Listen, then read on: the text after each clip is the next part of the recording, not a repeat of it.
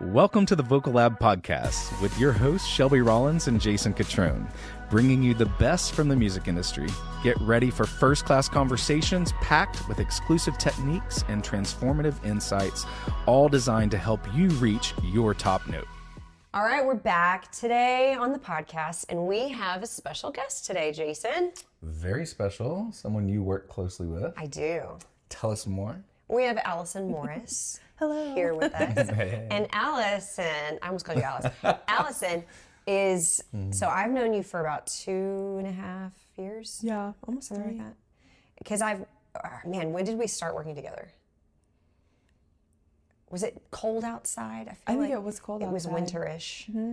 So probably close to 3 this winter. Yeah. And I reached out to somebody that we both know, a mutual friend of ours, Jazz, and I was looking for some help with, social media, but that was actually the secondary thing. Initially, I was looking for some help with my Amazon affiliate stuff. Yeah.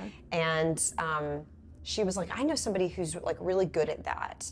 And that was initially the reach out. And then it kind of was like, well, you know what, maybe what I really need, and you did help me with setting up my whole Amazon affiliate store, whatever it is, with social media. And so pretty much right away, Allison became my social media manager and has been my social media manager ever since. Wow. And she just hit 46,000 followers. Amazing. Yeah, 46,000. Yeah, you've seen crazy growth over the past couple I mean, years. it wouldn't have happened without her. People are like, wow, your social media game is like on point. I'm like, it's because I pay somebody to help me. There's no way I would do that by myself. I feel like it took us a second though. Yeah, I mean, as with all things, right? It takes time to kind of find your vibe, your flow, your rhythm, and But it works. groove. People like it. But that's just like the micro side of what Allison does. So she just, I mean, not micro, I don't mean to make it small, but it's like her main thing. So Allison has got quite the resume of experience of different things. You're sort of a Renaissance woman, I think. I do it all. Of creativity. But Allison is signed to a pub deal. Her publishing house is Big Yellow Dog. Mm-hmm. Oh, cool. And her specialty is sync music. So she does a lot of pop and sync music, and under multiple aliases, which is also really cool. It's like she's getting placement after placement after placement on like TV lately.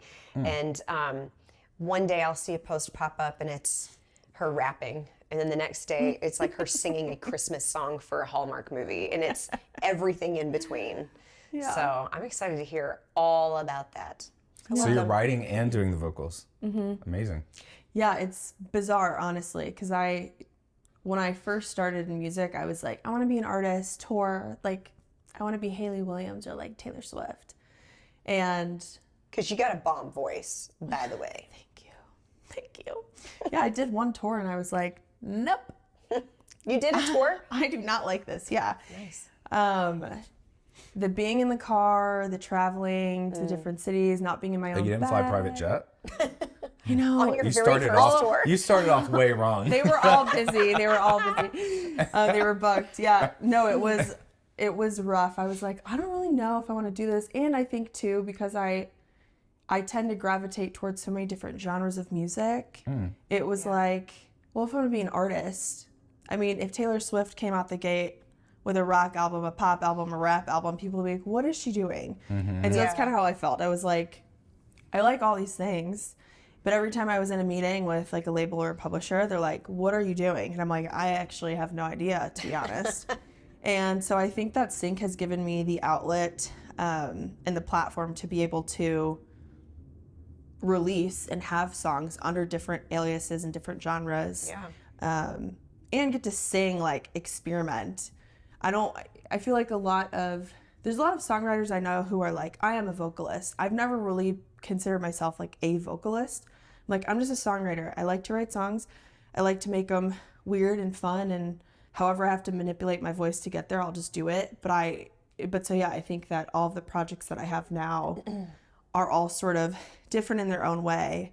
But yeah, again, give me the opportunity to do something different every day and sort of be experimental with what I'm creating without having to really like stay in one lane, which is sort of opposite of what I think a lot of industry people talk about consistently. I'm like, oh, I'm all over the place, but somehow my team is so awesome that they make it work. So it's cool. I feel like you're somewhat of just a specialty niche of a person and have found the right, like you say, kind of application of to be able to do so many different types of music. Whereas most people are going to be in their lane of, I write country pop, I write pop, or whatever. You know, there's most writers do more gravitate toward one genre, whereas you're like, you've written country music, you've written rock, pop, rap, and everything, really. Yeah. And most people don't have either the skill set to be that versatile in songwriting, nor the outlet or opportunity that you currently have. What do you feel like got you to the point, whether that was the specific publisher that you're with, or just the way that you have presented yourself as a writer to the world, to be able to be in that position for people who may feel similar to you, that like, I actually can write lots of different genres, but you do feel that outside pressure to pick a lane, stay in the lane. And you're like, I'm in all 6 lanes. You know, like, how did that come about for you? How did you work that opportunity into existence? Honestly, I think part of the reason why my brain functions that way is, one, when I had my own artist project, I was also simultaneously writing and pitching for other artists. And so I think living in that space and needing, you know, for example, it was probably back in like 2015, 2016, I was doing a lot of pitching for like Demi Lovato, Selena Gomez. So I didn't have the money to like pay a demo singer, or like, you know, I feel like that was like such a thing back then. It's not really a thing anymore, but yeah, I'm like, I can't pay somebody a couple $100 to do that, you know, like, and so, okay, how do I try my best to sound like them to give the song the best opportunity? And so I sort of just started doing that. And then as time went by and I start meeting with labels or managers or publishers, you know, I'm showcasing my work, and the thing that I consistently heard was like, we don't really know what to do with you, especially here in Nashville. In LA, it wasn't really a thing. I think in LA, it was like, well, what do you do as an artist? Because this doesn't sound like you as an artist. It sounds like 50 other artists. And I was like, makes sense, because those songs were not really meant for me. And then here in Nashville, I was like, we don't really know what to do with you. Obviously, because most publishers and labels here were still predominantly country, didn't really have a lot of ties to LA or anything like that. And so, and it's crazy because Big Yellow Dog was, when I was in college at Belmont, that was like my goal company, because Meghan Trainor was there, and Meghan Trainor was like the pop like queen for forever. And I reached out a bunch and never heard anything back, and I was like, it's okay. I kept journaling in my little manifestation journal. Big Yellow Dog. Anyways, I love that. But so yeah, I think having the opportunity to write and pitch for other artists sort of got me in that headspace of, this isn't for me, this is for somebody else. So how do I manipulate not only my voice, but my writing style to tailor to, you know, I think it was 2018, 2019, maybe even during COVID, like I had a group of friends, we were doing a lot of pitches for like Cardi B and Saweetie and like those type of artists. So it was like, okay, this is even more different now than what I was doing before. Okay, how can I sound like them as like a rapper or like a vocalist? And so anyways, taking all of that, honestly, I think what has given me the biggest platform and opportunity is my team, because I've met with, plenty of publishers over the past couple of years. And how it happened with Big Yellow Dog was totally a God thing. I still am like, I don't even know what happened. I ended up meeting them through like a writing camp, and there were a ton of publishers a part of this writing camp for Film Fest going on here. This was back in 2022. And I kind of, I didn't really have any expectations. I was working at a company as like the marketer, like the creative director. And so it was kind of like, oh, I got in this camp. Cool. Let's go and have a good time. And it was really awesome having their team hear my stuff and automatically be like, we know we know what to do with you. Yeah. Hey, we're going to put you in sessions with our people. And I mean, I was really only writing with them for a couple months before I got an offer from them. And everything just fell into place and made sense. And I'm like, I really see myself thriving with this team because they have the experience in most all genres and things that I work in. Yeah. And so it just made sense. They're a for me. label that does more than one genre. Yeah. Or, I mean, a publishing company. Yeah. Yeah. Well, Meghan Trainor, you're kind of from the same mold, right? She's done a lot of things. Yeah. She's very versatile before she as well. became the famous artist, she Yeah. was doing a very lot of versatile writing. as a writer and Right. and singer artist. Yeah. So it makes sense that they could see that Yeah. potential in you as well, right? Yeah. So it's just meant to be. Meant to be. Yeah. But here's a question I have. What happened to the demo singer? I hadn't thought about that till you said it, but it's just not a thing anymore. Yeah. What killed that? That used to be a living for people. And there's so many artists that we know and love today that got their start being demo singers. Right. Yeah. Right? I mean, I think honestly,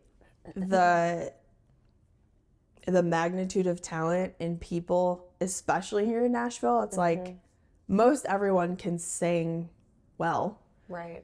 Also, this is not to be mean, but auto-tune, Yeah. Well, true. AI, I mean, like you can literally do anything with your voice. If you can't quite get there for whatever song you're pitching, you can use AI or something else to and probably the manipulate. biggest factor has just been anyone can produce a track today. Now, I know that's simplified it by saying that, but Totally, you know what I mean? yeah, Like yeah. there's so many. Used to, you didn't have songwriters or singers, vocalists who could also produce their own track and then send it off to the main producer, right? Yeah, I feel like the whole producer thing is a big part of that because like now the writing room consists of a producer, a couple songwriters, you know, and in And that it's your, group like- because you're literally building because the producer's there, part of their writing contribution is the track, right? Right, And yeah. so while you're all kind of putting it together, it kind of makes sense. It's an organic flow to then lay down the vocal. Well, because the track is actually really legit already, then you want the vocal to be pretty solid and all these writers sing. Yep. And so it's like now it's just the thing is like, well, make sure that there's a good singer in the room, you know, Yeah, and you that's can do also it a writer. in your, Right. back closet. It's like And literally, you do it don't day have to have. of. It's same day. Yes, I was stuff. gonna It's not say work tape stuff anymore. the speed Yeah. at which you are expected to churn songs out, and again, the competition's so high, and so many people are in it now that like, I mean, I know people in town doing 3 sessions a day, Yeah, it's wild. finishing 3 songs a day, It's crazy. and so yeah, why would you? But how do you see that affecting the product itself? Putting out so much music, so many things, that has to affect the creativity and the overall quality of music today. I agree. I think my opinion seems to be unpopular amongst some of my peers sometimes. Yeah. I think me just being an overall like wellness advocate, having been through what I've been through in my life, I am a firm believer in resting more than you're working. Even though I do like that. work a lot, I feel like, you know, my biggest thing is if you're not living your life, then what life do you have to write about? You know, if you're wow, that's constantly really putting good. yourself in sessions 3 times a day, even 2 times a day sometimes. Some people, they have the energy, they do it, and they seem to be thriving. But I also hear some of the songs that come from some of those sessions, and I've heard them before. Yeah. Not to say that I'm like this, you know, hit Right. songwriter guru and I know best, but I'm like, I think it could have been better if you would have not rushed. Because the thing that bothers me personally, if I go to a session and I walk in, you know, it starts at 11. I always assume 11 to 4, 11 to 5. I'm usually done before that, but in my head, that's what I tell myself because I don't want to rush it. But when I go to a session and the other writer, the artist is like, I've got a hard out by 1 o'clock because I have a 2 o'clock. I'm like, why are we even here? Yeah. Yeah. What's the point of being here if we're not going to, you know, explore ideas? Because then I Let feel it like, breathe. yeah, you kind of just, I mean, in that scenario, you pick a topic or concept. All right, let's run with it. Let's hurry up and write the verses, write the chorus. 6, sounds great. All right, see you guys later. I'm like, But we could maybe do better. Yeah. Do you at think that that's point, a byproduct of just the machine requiring more? Do you think it's a byproduct of more LA coming to Nashville? Do you think it's maybe a little bit of both? Or something I'm not even mentioned? I don't really know that it's LA coming to Nashville, because when I lived in LA and was working, we didn't start in the studio till like 3 or 4 in the afternoon, and we'd go till Well, I just mean like ungodly hours of the morning. Well, yeah, that's different for sure, right? Like it's more like family friendly in Nashville. Like we have standard hours. You Yeah. do your thing at night. Where LA, it's nighttime or all the time, right? Yeah. But I guess my point was like just the fast pace of producing things, get the production machine happening. Yeah. Is driven more like from a standpoint of a New York or LA than it is Nashville. We're a little more laid back and chill here, quantity right? over quality. Yeah, I do think I've noticed that change. I mean, I've been here for 13 years. I've noticed that change a lot. And I think it is because there's a lot of people here doing it. Everybody's after an opportunity. Everybody's after a win. Right. And I get it. I used to live that lifestyle. I mean, especially going back and forth between here and LA, just always being in a session. Yeah. I was always in a session. I was exhausted. I was very unhealthy at the time. And honestly, it's crazy to me because this year alone, 2024? Yeah. Yeah. 2024. This is the year that I've had the most placements like of my life. There was never a week where I had a session every single day. There was never a single week. There were honestly maybe even 3 or 4 total weeks where I had 4 sessions a week. I mean, I was maybe doing 2 or 3 a week. So Tops. Love it. So the driving theme here is giving yourself, giving yourself the ability to chill, to rest, to live, instead of just always feeling like you had to work, has allowed you to find more success in what you're really trying to do.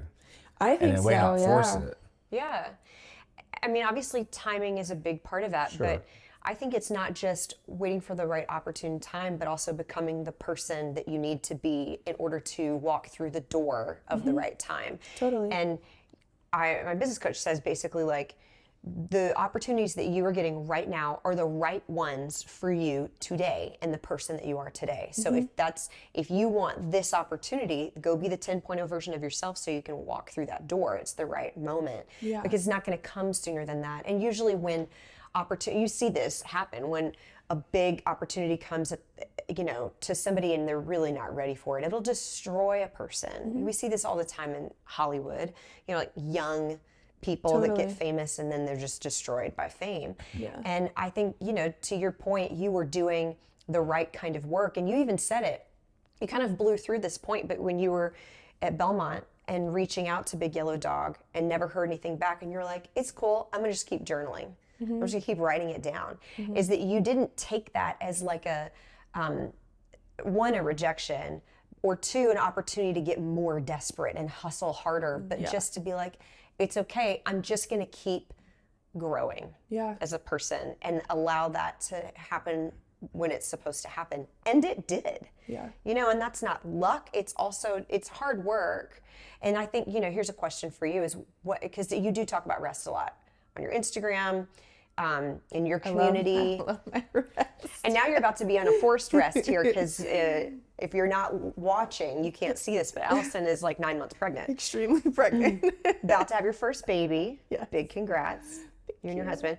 And I've been there, so you stop. It's a hard stop on everything else except taking care of this baby. And that's the way it's supposed to be. But, what do you feel like is the relationship between rest and hard work that does move the needle to get you to where you want to go? Because it always seems like this tension, and you hear talking heads all the time talk about you gotta hustle, hustle, hustle, be willing to put in 16-hour days as long as it takes to get a successful business, especially for entrepreneurs. And it's like, as a mom, that is 100,000% unrealistic for me to do in any season of my mom life, is to work 16-hour days for as long as it takes if I want my business to be successful and I want to make money. So I personally reject that philosophy. And I can't let that be something I ever compare myself to. It's just never going to happen. But that doesn't mean that I can't be successful, make money, and serve a wide amount of people. Yeah. So how is that? How do you hold those two things in your hands? Yeah, I think that there's a balance for sure. And it's definitely, I mean, if there's been any struggle that I've experienced in my career, that's probably one of the biggest ones. And I think it's because, I mean, I grew up in Chicago. I kind of came up around people in like the rap, R&B sort of game. And their mindset was almost always hustle. I'm never going to sleep. I'm always going to grind. And I had that philosophy for a very long time. Yeah. Again, was at my most like unhealthy self during that season. And I think as I have grown and healed, which I don't know if you know, but I had brain surgery like right after high school. Oh, wow. Had a brain tumor. And so I think that was like a huge wake up for me, like, hey, For sure. I've really got to be strategic and prioritize me and my health, because, you know, being in the studio till however long, you know, especially when I was living in LA, I'm like, it's not sustainable. Right. And I think that, and you learn that from a young age. Most people don't learn that until they're in their 40s and they crash and have a massive health problem because of the stress that they're under. But you had to deal with that at a young age. yeah, I think I learned it in my like late teens, and then like also relearned it in my like mid 20s. But yeah, I think just finding the balance in your own life, because obviously everybody's life is different. You know, I had different priorities before I got married. My priorities changed when I got married. Obviously now they changed again that I'm going to become a mom. But I think a lot of it comes from, honestly, I put some of the blame on social media, because as humans, everybody wants to be loved and acknowledged. And I feel like social media now has given people that times 9 million. Right. And they want to be seen and they want to be acknowledged as whatever it is their ego tells them. You know, well, I want people to know that I'm always working. I want people to know that I'm, you know, doing X, Y, Z. And you see there's some producers and some industry people I know, every time I look at their page, it's like, the hustle never stops, the grind never stops, we're still working, it's 3 a.m, we're still working. Sometimes that works for people. Maybe they make it seem like it works a little bit more because that's what they're putting out for people to see. Right. But me personally, having been there, it's not sustainable. Yeah. Never felt great. Was skipping meals, you know, drinking 7 iced coffees a day, like out of my mind. Like, what? I don't even know what I'm doing. Right. What's the goal? Well, there's a cost to everything, right? And to what you're talking about, we all know people who hustle and grind so hard. And typically that cost is not only their health, mental and physical, Totally. but there's a cost to relationships. Yeah. And they may be really successful in 10, 12 hours a day in the studio, having top 100 Billboard songs. But what are your relationships like? Do you have anyone close that you know, there's always this cost. And so I think what I love about what you're saying is, be it through, you know, life circumstances, especially early on that you just shared with us, to where you are today, taking each phase of life, going after your dream and actually making it happen, and accepting that path and course as it comes to you, putting in the work you need to, obviously. Totally. But you're a perfect example of someone who can live the life of an entrepreneur and a creative and have success and still rest and have a family and have friendships and have a beautiful life. And I think, again, through social media especially, but it's just kind of the way we all come up in America too, for sure. Yeah. We think, let's get the Grammys, let's get the, you know, let's do the major tours, and all that's beautiful, and we've all had those dreams at times. Right.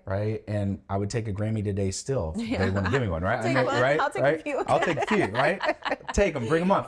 But to the point, we live beautiful lives doing what we love to do. And I don't have to force that on anyone in social media, even though I post stuff all the time, like we all do. But that's its own thing. What I do in my daily and the life that I get to live is really amazing. And I'm so thankful and grateful. And finding balance in that has been really the beauty of it all. Yeah. Right? I know you both agree with that. Yeah, absolutely. Have you ever seen, there's this famous clip of Jim Carrey on like the Tonight Show or something like that. And he basically says, I wish, or he's just being interviewed. I don't know if it was that show. I wish that everybody could get rich and famous so that they could figure out that that's not enough. And that's not what life is about. Wow. And it's really profound. And I think you'd never expect it to come from Jim Carrey too, but he's like, no, totally. This is not life fulfilling. Like what I have is what most people dream of. And yet I know that that is not what my life is about. And what I really ultimately want at the core. It's just the surface of what I want at the core. Yeah. And I think that's why you see a lot of artists, and it seems to be more true in country, that will blow up. They do their 10-year run, let's say, and then they kind of just fade away. They and disappear into their farms. I They was might gonna do a say, show, to the farm. right? They might do a show here or there. Right. Yeah. You know, they may do a 10-year anniversary tour or something, but they do their thing and they realize, wow, that hopefully was fun for them, made them a ton of money. But life on the farm is where it's really they're like raising kids. Their kids go to the public high school down the street, that kind of a thing. Yeah. Do you feel like that has been one of the ways that you're able to sort of hold both of those things, is just being able to trust that you don't have to, and maybe what got you there might have been what you were talking about with the brain tumor, and putting things into priority perspective of, I don't have to do this to, or it's not the cost value proposition doesn't make sense. If I were to hustle my you-know-what off just to get this, is that a good enough reward? Yeah. And then being able to go, but I still want this thing. This thing's not a bad thing to want, but at what cost, right? And so is it just this idea of being able to trust that the balance of things, resting when it's hard. It is hard. Everybody I know, I feel like, struggles with taking a day off, completely unplugging. You know, it's because we're just all so overstimulated, and our nervous system's so dysregulated. Well, you have to it's balance hard the to do mental, that. because you feel like if you take a day off, you're going to fail, or someone's going to miss out. You're gonna miss it. We all have you terrible know? FOMO. Yeah. So just being able to trust, it's okay. My work will be here tomorrow, or 3 weeks from now, if I need to take this time off. And obviously you're about to walk into a season of this that's extended. It's not a weekend. It's like a 3-month maternity leave, or however long you're going to take. You're not going to walk into it. right? You're going to lay on that table screaming. I'm gonna waddle into it. She's like, "Wah!" That's so funny. Oh my gosh. But, You made it sound so pleasant. And well, listen, it's not. I've had 3 of them, so I know what it's like. People are like, have yeah, no you're just clue. going I to pop just hear that baby stories. out. I'm like, yeah, because that's how that happens. Sure. But yeah, do you have any trepidation or anxiety going into a season of prolonged absence from your work life? 100%. Yeah. Yes, but at the same time, and my husband is literally my best friend. He has been, Shout out Trace. he's the best. He's the best. He's just so encouraging, and you know, and my team also has been so encouraging. Something that one of my publishers had said to me, she's like, you have worked the last 2 years in building this incredible catalog. Now you rest and let your catalog work for you. Right. Oh, wow. And I'm like, That's good. okay, never thought of it in that way. Yeah. But I also just think, obviously, going back again, having been through what I've been through, life is so incredibly short and fleeting. I mean, like, every moment is so fleeting. Yeah.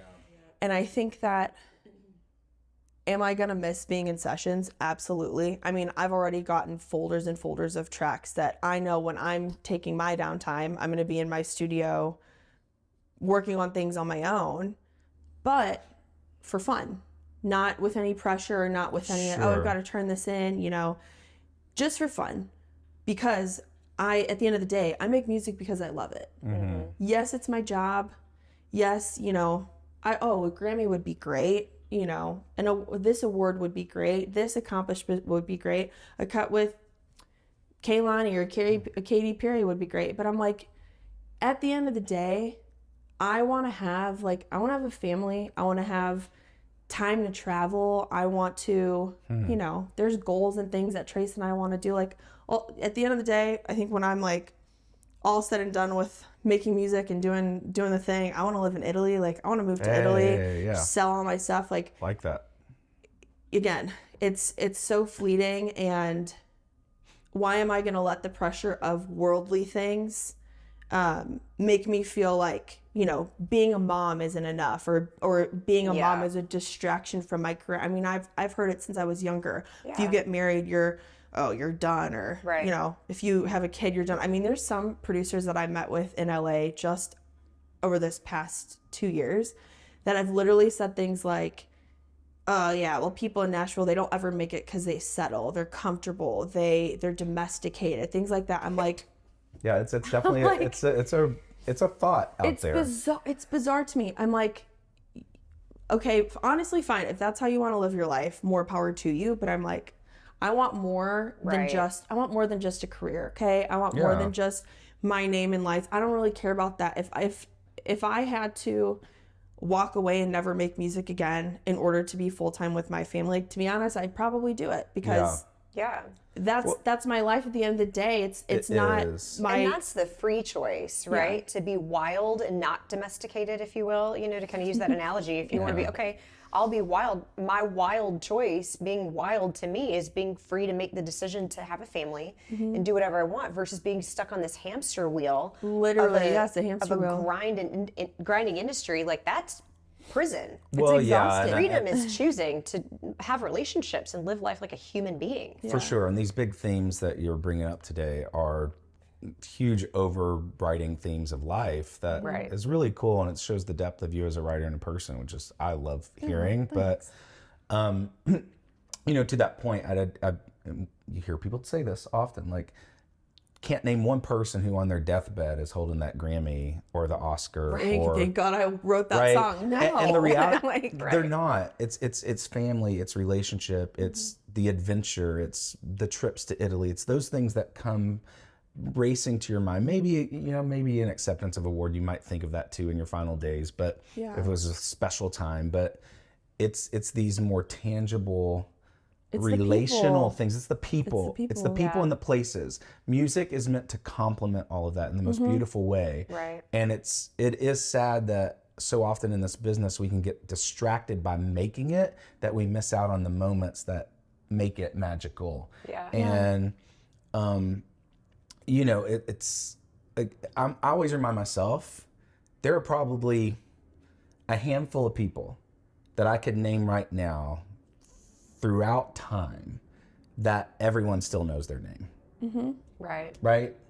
That there just aren't many. Right. And here I sit trying to think that I'm that important, that I just got to drive so that I can be like Abraham Lincoln. Mm-hmm. Like, that's not even why I'm on this planet. I'm here to, make something happen in a big way to change people's lives in my own space. Yeah. But my motive and mission isn't to be a name through the decades like Abraham Lincoln. Never has been, right? Yeah. So I think it goes back to all these overriding themes of balance, of mental health and awareness, physical health and awareness. And that is something that you have been so passionate about, that you've created a course, if you will, for songwriters, combining the skill of learning how to become a songwriter and have success there with how would you describe this? Like the mental side of that, the mindset, the mindset, how to troubleshoot these struggles that you might face as a songwriter. I feel like I've mentored quite a few students from Belmont, just around town, and I feel like it's usually, I feel like I just have writer's block, or I don't feel like I really know what my unique voice is, things like that. And I'm like, hold up. It's a lot easier to find when you slow down for a second and switch up your routine. I mean, that's the whole point of this course that I've created, this, I call it a masterclass, is to really help writers discover that they have everything they need, right? Like we always Right. have what we need. Obviously some things take growth, take time to develop, but when you're hitting your head against the wall, you're never going to find it. You've got to shapeshift and change things up and make other decisions or things of that nature in order to get to where you want to go. And I think something that I had a conversation recently with a friend, and she's like, it's just really cool how you've built like your business as a songwriter. And I just started thinking like, I wouldn't have this business without the songs. Absolutely not. That's what makes my business what it is. Right. But I wouldn't have the songs if I didn't have the mindset. Because there's a lot of people in town with insane catalogs. So many songs. You know, I saw a friend post on Instagram the other day, like, I just wrote my 700th song or whatever. Amazing. Yeah. In my mind, though, are all of those, well, and obviously not every single song, maybe every single song could do something, but are they quality songs, or were you just focused on like hitting this milestone? Yeah.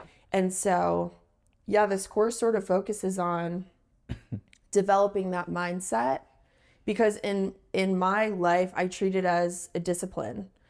You know, I used to have this sort of thought, well, I can only write when I'm inspired. I'm not feeling inspired right now. I'm not really in like this season of feeling creative.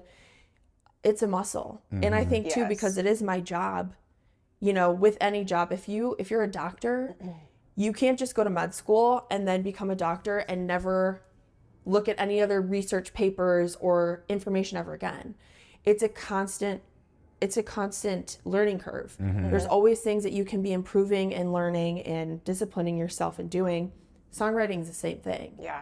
You know, just because, I mean, I see a lot of people who will have a really great year of writing for all these incredible artists, and then for years after that, I don't see them writing for anybody else, because they're trying to imitate what they did before. And the reality of it is you're growing as a human constantly. So your skill, your craft, your discipline also has to grow with that. And so, Right. yeah, That's a great point. the overarching theme of this course is like, hey, if you want to get better, and I think you talk a lot about it too with vocal coaching. Right. If you want to get better, you've got to put in the work and the discipline. And that Yes. doesn't mean writing 50 times a day. And we idolize the muse a lot in creatives in general, but I think a lot in songwriting of like when the moment strikes, when creativity strikes. But successful songwriters know that you can't wait around for that moment. You have to just be able to create. And I think that, not to sound too like, I don't know, what is the word, like mystical,